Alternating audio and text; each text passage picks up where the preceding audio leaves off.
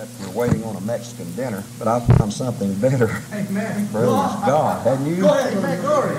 I feel something better. Praise God. Even Jesus. His disciples wondered what in the world who had fed him while they were gone to the city to get meat and bread or whatever they went. Jesus sent them away, knowing that while they were gone, Jesus knew there was a lady coming. Praise God. Praise the Lord. I may not be able to finish it. Hallelujah. This wasn't on my outline. I was going to say something else. Praise God. Jesus knew there was a woman coming. So he said, you go on. I'm going to sit here and rest a while. Thank God. Praise God. Knowing she was coming. He was sitting there alone. Disciples gone to get some food. And so here she came with her water pail. And she probably tried to ignore the stranger sitting there. Praise God. Hallelujah. Hallelujah. This is good enough to build a camp. A camp right here, isn't it? Amen. Praise God. Hallelujah. Jacob said, I think I'll spend the night here. Praise God. He didn't know how good it was until he seen the angels ascending and descending on a ladder. Praise God. This is a good place. Said this is the house of God. This is the gate of heaven. Amen. Glory. It's a terrible place also, but it's a wonderful place too. Hallelujah. And get your sins washed away. You get born again. Praise God. You can find Jesus sitting there waiting to help you. And so she ignored the stranger, tried to, but Jesus wouldn't let her. Isn't it wonderful he cares that much about us? Hallelujah. Praise God. I run from him as long as I could.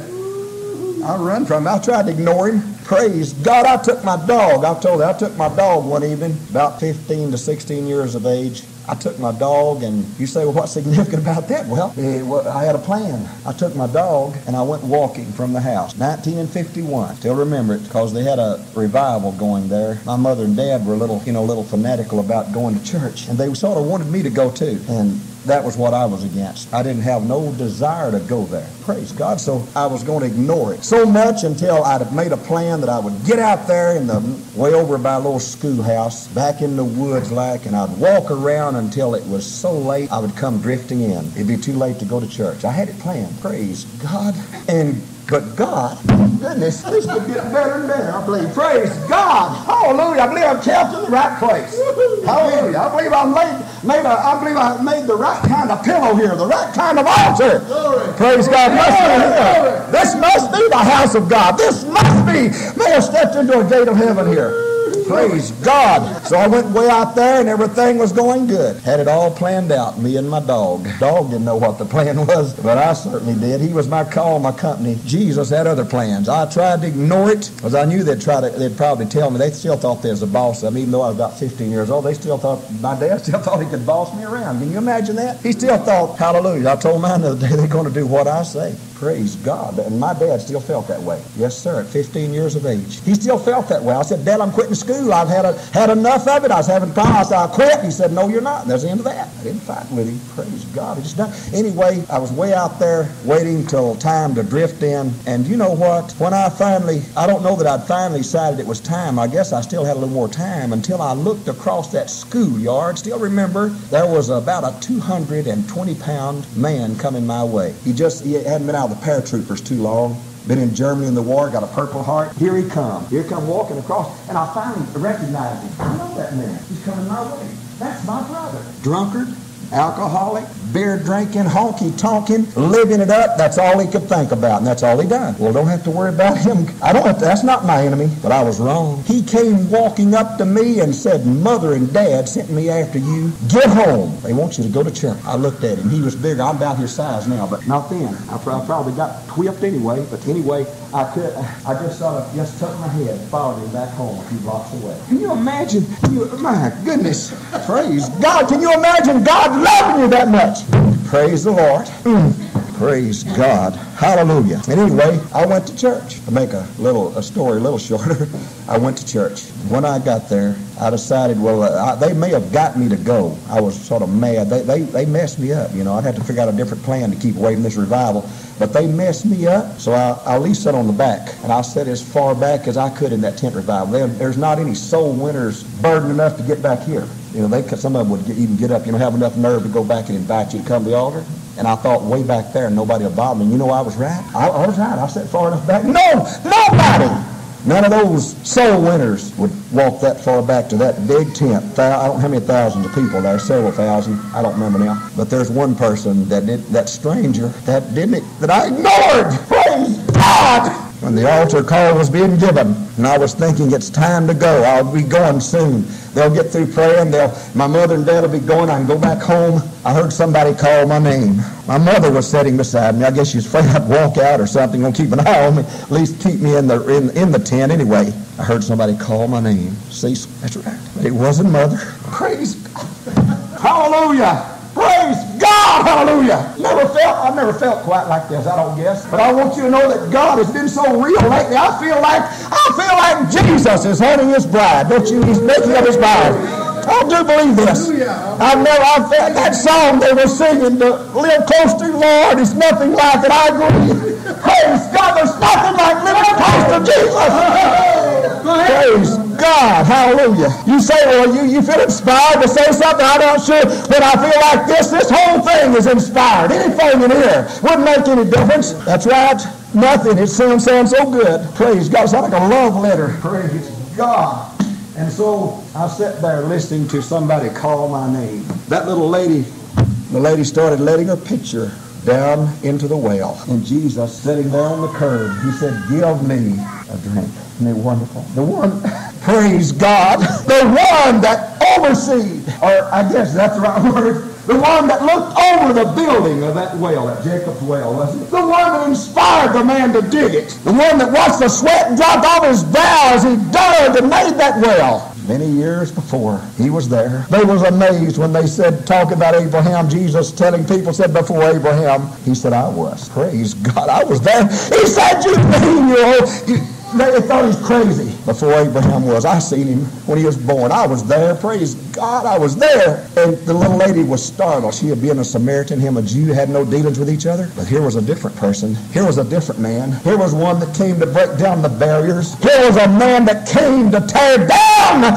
all the religious barriers if he could. It finally killed him. But I want you to know they crucified him, the religious leaders, but it wasn't until God got ready for it to happen. He said, give me a drink. The one that made the water to start with. Amen. Praise God, the one that made it all in the beginning. He was there in the beginning. Hallelujah. When they said, let us make man in our image. When the waters began to flow and the earth divided from the firmament and the heavens. And so everything divided up as they made all of this. Jesus was there. The Creator said, give me a drink. She said, well, I'm just a Samaritan. You're a Jew. We don't have any dealings with each other. In other words, how come you're asking me for a drink of water? That gave him a chance to tell her, didn't it? If you knew who it was that was talking to you, you would have asked me for a drink. Praise God. Jesus wants to give us a drink. Amen. Isn't it wonderful? He wants to give us a drink. He doesn't need us to give him a drink. He doesn't need us, but he'll give us. If we'll ask him, tries to get our attention. And she said, well, there's a time coming. There is a time coming when there's a Messiah coming. I've heard about him. He's coming. Praise God. She knew that much, even though she was living a sinful life. She knew that much. And he said, I that speak unto thee am he. I'm the one. I'm the Messiah. Praise God. She dropped her water pail in the bucket and she went back down to the city, told those people there and those come and see a man. Isn't he a wonderful man? None like him, is there? Praise God. Hallelujah. There's none like him. I know they have their posters and billboards, advertisements showing the he-men of this world, showing all the worldly pleasures, showing all the entertainment, trying to capture the young people and even capturing the old, trying to get them to visualize somebody beautiful and somebody magnificent. But I'd like to see him as he is. As Isaiah said, who hath believed our report, and to whom is the honor of the Lord revealed? For he shall grow up before him as a tender plant, a root out of a dry ground. Amen. He hath no form nor comeliness, and when we shall see him, there is no beauty that we should desire him. But he was wounded for our transgressions. He was bruised for our iniquities. The chastisement of our peace was upon him, and with his stripes we are healed. They said, all we like sheep have gone astray. We have turned every one to his own way, and the Lord has laid on him the iniquity of us all. Jesus was alone one more time, sitting on the curb of that well. Here come the disciples with a bag, maybe a bag or two of groceries. They came, they knew he'd be so delighted to have food because they were starving probably to death themselves. And they said, we've got the food. He said, I have meat to eat that you know not of. Jesus said, my meat is to do the will of him that sent me. Praise God.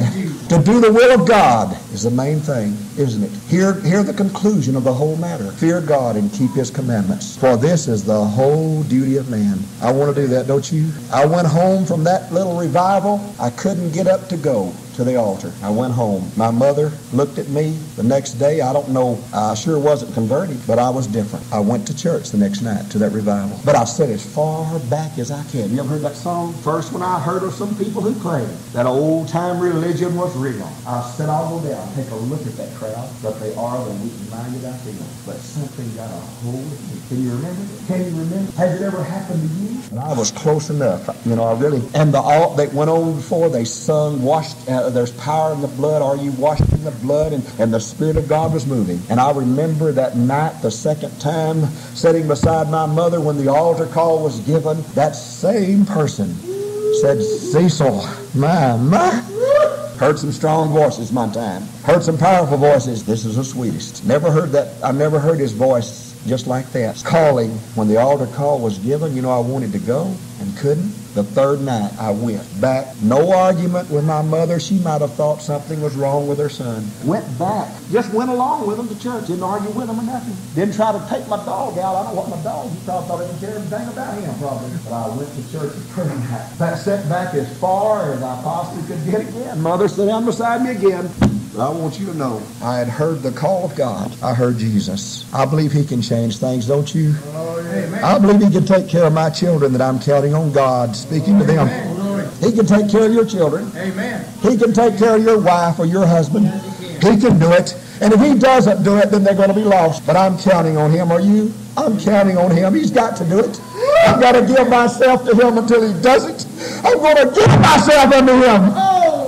Praise God. If it has to be as little Isaac laying on the altar and being bound by his father. Praise God. Wasn't that submission? Can't see any argument there, can you? The knife raised back. God said, do him no harm, for I see that you're going to obey me now. I know it. He found a sacrifice, a ram caught by the horns, caught in the thicket, wasn't he? He had his horns caught in the bush. Praise God. He provided a sacrifice. Abraham said he would, didn't he? God would provide a sacrifice. And so the third night, I sat back as far as I could. Mother sat down beside me. They sang their songs. The Spirit of God moved, and as they usually, their custom was, they gave the invitation. And I remember sitting back there the third night, and I heard that same voice call my name again, Cecil. It wasn't Mother. Mother didn't hear that voice, but I did. Cecil, come on. Lord, I can't go. I'd like to go. 2 nights in a row I wanted to go.